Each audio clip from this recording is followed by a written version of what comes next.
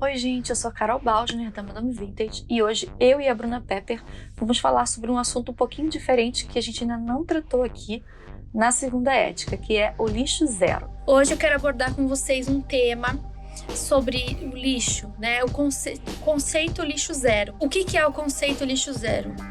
Esse conceito, ele parte do princípio de você se preocupar com todos os resíduos que você gera, né? Você, a sociedade em geral, as indústrias e tudo. Então, é você ter uma consciência para onde vai aquilo que você descarta, né? E como que aquilo é descartado, como que aquilo é decomposto, se vai para aterro, se é incinerado, se é possível fazer uma reciclagem, né, daqueles materiais que você consumiu, se é possível você reutilizar. A gente parte desse princípio para você começar a pensar, a se conscientizar a respeito de todos os tipos de resíduos. E nós temos o resíduo orgânico, né, o lixo orgânico, que são alimentos, restos, né? Restos de alimentos, restos de plantas, tudo aquilo que é biodegradável, vamos dizer assim, né? E o lixo seco, que são os materiais que nós produzimos, né? De acordo com a sua composição, por exemplo, plástico, papel, vidro, metal, né? Alumínio, essas coisas assim. E aí, o que vai englobar nesse conceito do lixo orgânico? Tem alguns R's, vamos dizer assim. O primeiro R é o repensar. Então, para você repensar o seu resíduo, você tem que entender que ele vai para algum lugar. A gente precisa ter em mente que no nosso planeta não existe jogar fora. Fora onde? Não existe fora. Por isso que é importante pensar em coleta seletiva, desperdício e reaproveitamento. Então, você tem que repensar onde você vai descartar. Não misturar o lixo. É muito importante separar o lixo. Mesmo que não exista coleta seletiva onde você mora, existem pontos para você descartar. Então, às vezes, tem empresas especializadas em descarte de acordo com a matéria-prima, ou então ecopontos, ou até mesmo empresas de reciclagem que recebem produtos e etc. Você também, inclusive, pode gerar uma renda com o descarte correto do produto, como plástico, né, alumínio. E uma coisa bem legal que eu já vi aqui no Rio é a coleta do óleo de cozinha usado para fazer sabão e produtos de limpeza, que é uma forma de reciclar esse óleo que seria descartado no meio ambiente e iria poluir a água, né, do mar e do rio. E isso é um bom exemplo de reaproveitamento de resíduos. O mais legal é que é um produto de limpeza de baixo custo. O primeiro R é o repensar. Então, repensar e separar o lixo. Não misturar o lixo comum com o lixo reciclado. Por isso é importante você entender quais materiais são recicláveis e quais não são recicláveis. O segundo R é o reutilizar. O reutilizar, você tem que pensar se aquilo você pode usar ele de outra forma. Aquele material você pode usar qual forma você pode aproveitar melhor esse material, né? Por exemplo, um pote de azeitona, um pote de vidro, eu posso colocar uma planta, eu posso colocar lápis, transformar num porta-lápis, etc. Por exemplo, uma folha de papel, até mesmo quando você está usando uma folha de papel, você reutiliza ela, você vira ela, usa dos dois lados. Tem um monte de papel de rascunho, vamos usar para, sei lá, na hora que você vai imprimir. Vou usar papel de rascunho para imprimir. Aqui na loja a gente reutiliza praticamente tudo. As embalagens, por exemplo, da loja, a maioria são de coisas que você já faz uma compra. Por exemplo, se eu compro um produto para revender aqui na loja, ele vem embalado em alguma embalagem.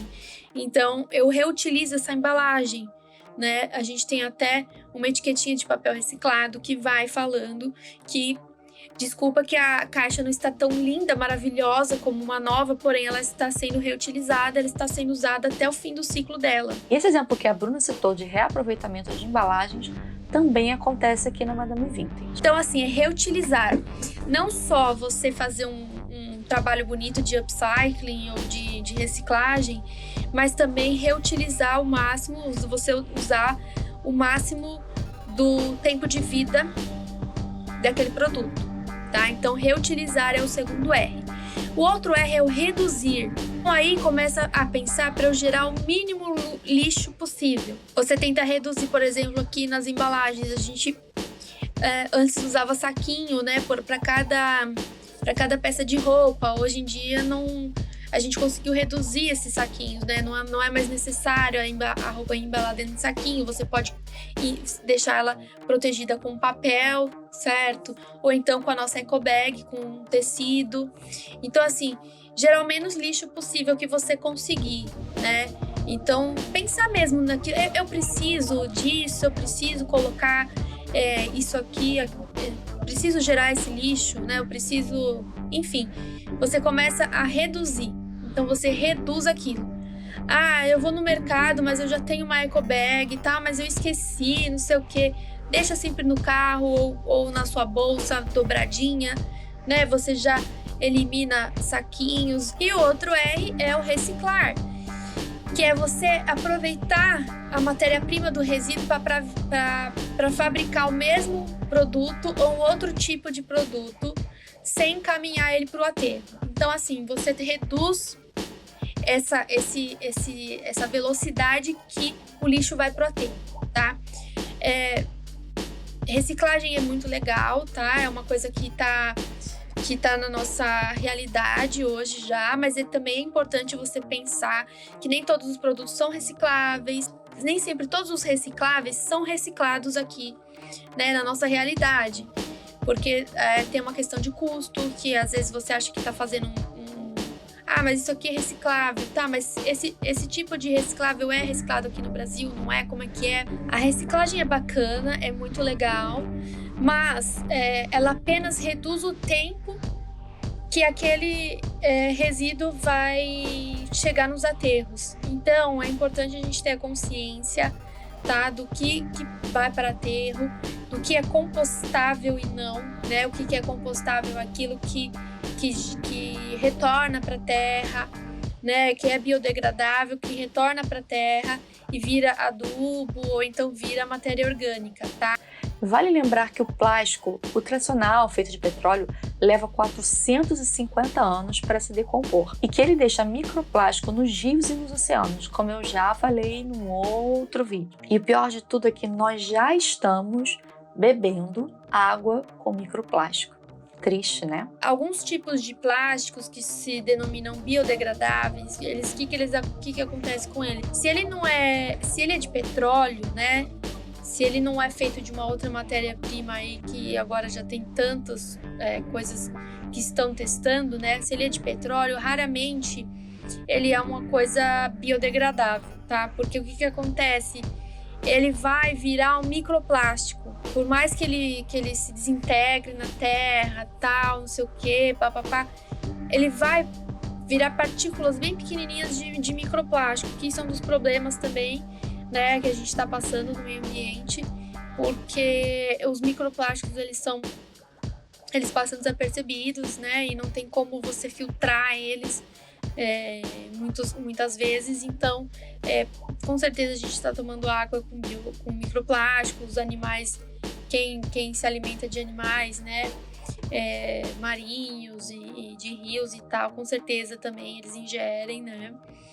E isso vai numa cadeia, vai um efeito dominó. Pode parecer que a gente recicla muita coisa, mas não. O nível de reciclagem no Brasil ainda é baixo, tá? E muita coisa vai parar em aterro, sim. Vale lembrar também que o chorume, que é um líquidozinho, um resíduo líquido que sai do lixo orgânico, e muitas vezes ele também vai parar nos rios e oceanos e vai poluir a água. Esse é mais um problema dos aterros sanitários. Eles agrupam montanhas de lixo, muito plástico e, consequentemente, microplástico e muito chorume, que muitas vezes pode fazer com que a água se torne imprópria para consumo. Então, quando você pensa nos R's do lixo zero, você tem que fazer isso, tem que repensar, reutilizar, reduzir e reciclar, que essa é a última etapa da reciclagem. Porém, hoje nós já temos alguns estudos a respeito da economia circular, né, da circularidade do produto, que é você desenvolver um produto que ele feche o ciclo. Porque quando você está indo, você retira da natureza, você produz, você vende, o consumidor compra, usa e vai para o lixo. Parou. Ou então vai para reciclagem. Mas daí depois que recicla, ele volta tudo aqui. Mas depois que usa de novo esse reciclado, ele vai pro aterro, ele tem que fechar um ciclo, né? Hoje em dia é linear a economia, né? Como se diz. É aqui, joga fora. Vai aqui, joga fora. Ele não volta, né? Pro mesmo ciclo, o mesmo produto, ele não volta de novo a se transformar. Então, é por isso que a gente tem que pensar mais na circularidade, né? Do que tanto só em reciclar. Para que aderir, né, a esse movimento, né?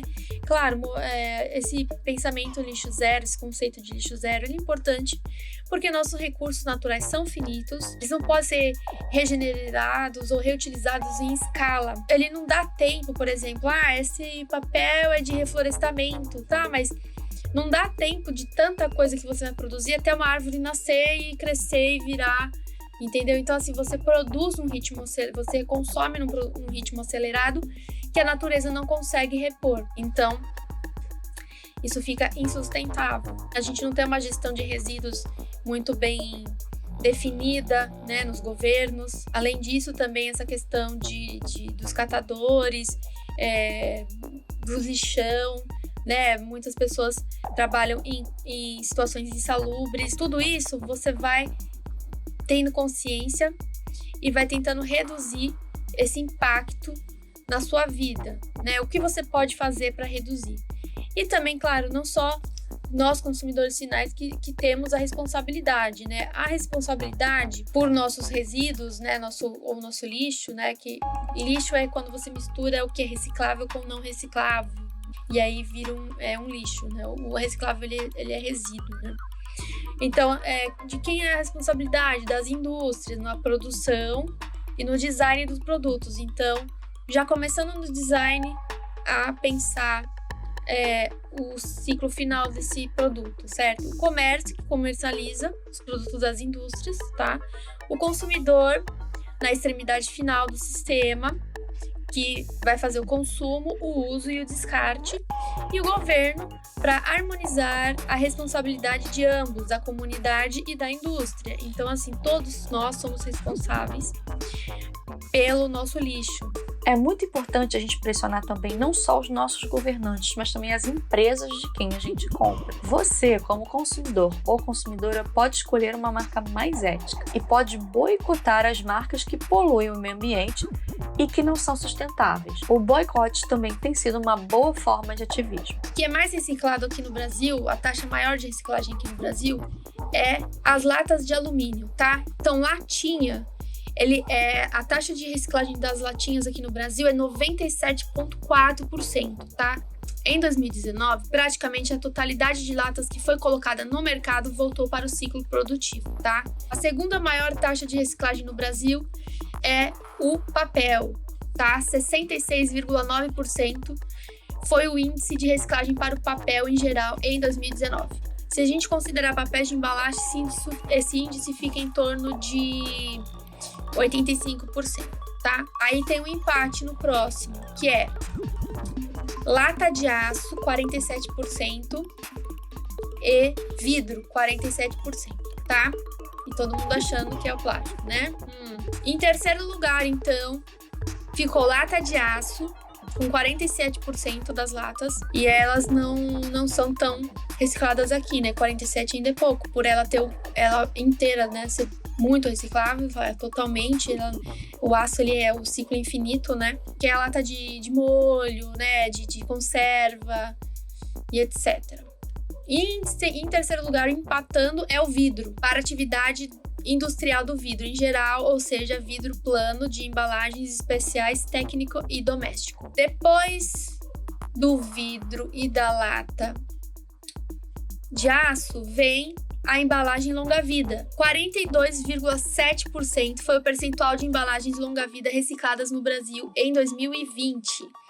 O principal material das embalagens é o papel cartão. O papel cartão é um material renovável feito de madeira.